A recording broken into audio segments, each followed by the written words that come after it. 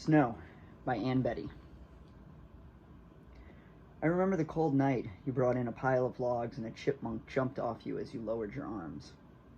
"What do you think you're doing in here?" You said as it ran through the living room. It went through the library and stopped at the front door as though it knew the house well. This would be difficult for anyone to believe, except perhaps as the subject of a poem.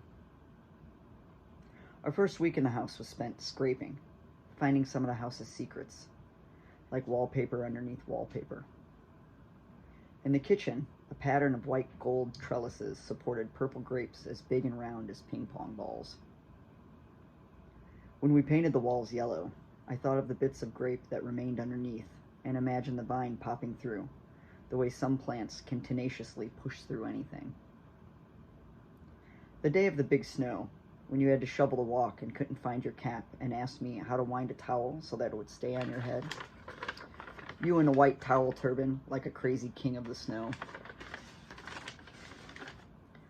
People liked the idea of our being together, leaving the city for the country.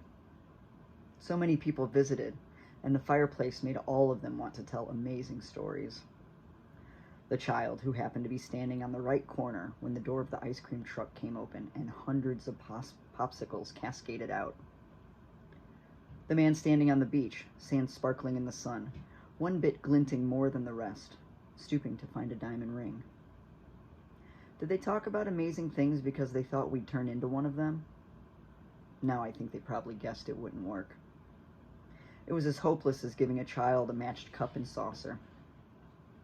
Remember the night out on the lawn, knee-deep in snow, chins pointed at the sky as the wind whirled down all that whiteness? It seemed like the world had been turned upside down, and we were looking into an enormous field of Queen Anne's lace.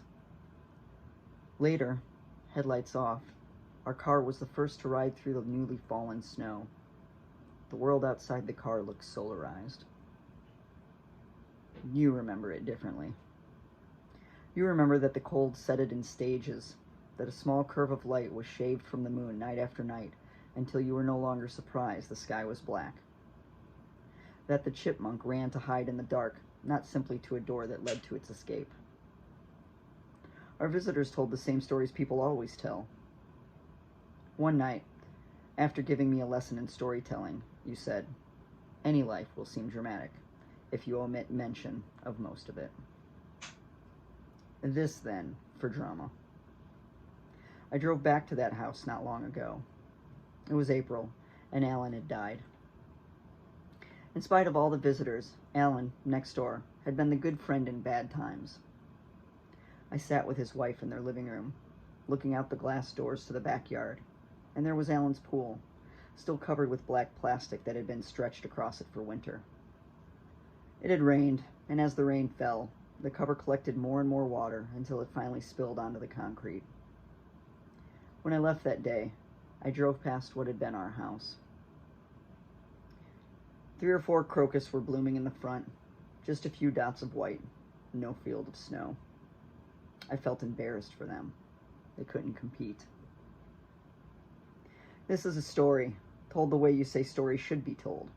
Somebody grew up, fell in love, and spent a winter with her lover in the country.